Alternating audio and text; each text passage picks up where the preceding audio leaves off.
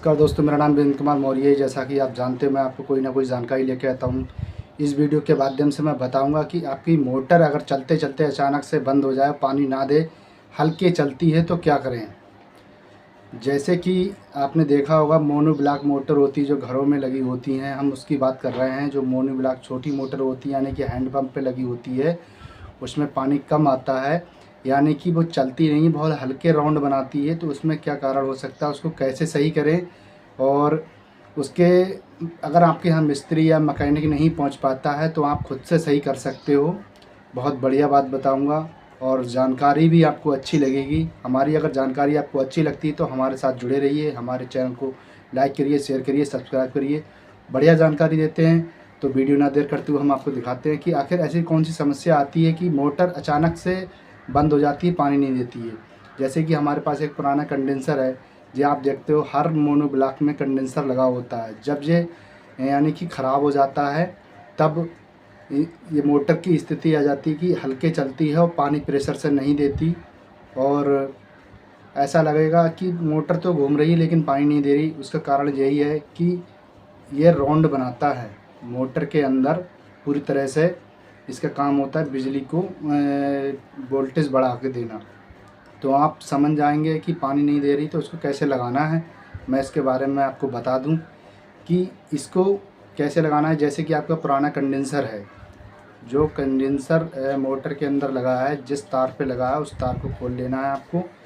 ठीक वैसे ही आपको मार्केट से एक कंडेंसर लेके आना है। यानी कि आपको अगर ज़्यादा जानकारी नहीं है तो पुराना कंडेंसर ले जाइए और उसके बदले में दुकानदार से आप बोलिए। जब आप पुराना कंडेंसर से बदल के लेते आते हो तो उसके बाद में आपको करना क्या है, ठीक वैसे ही तार लगाना है कि जैसे मोटर लगी है। लेकिन लगने से पहले आपको एक चीज़ चेक करनी है कि मोटर आप कंडेंसर खोलते हो तो बात समझ लेना। बात जब तक पूरी वीडियो नहीं सुनोगे, बात को नहीं समझोगे, तब तक आपको कामयाबी नहीं मिलेगी।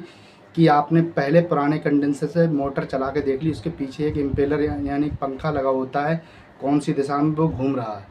ठीक है, आपको उसी दिशा में देखना कि हमारी मोटर ऐसे घूम रही है।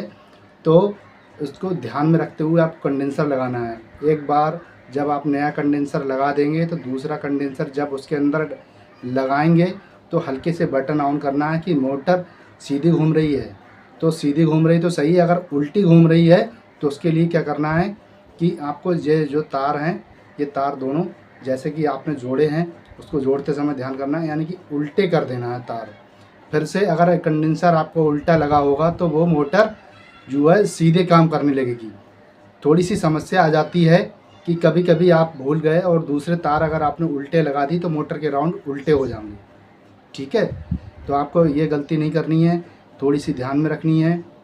और अगर कभी कभी एक समस्या आती है कि वोल्टेज डिम होते हैं। ठीक है, ये भी समस्या होती है जिसकी वजह से मोटर नहीं चलती।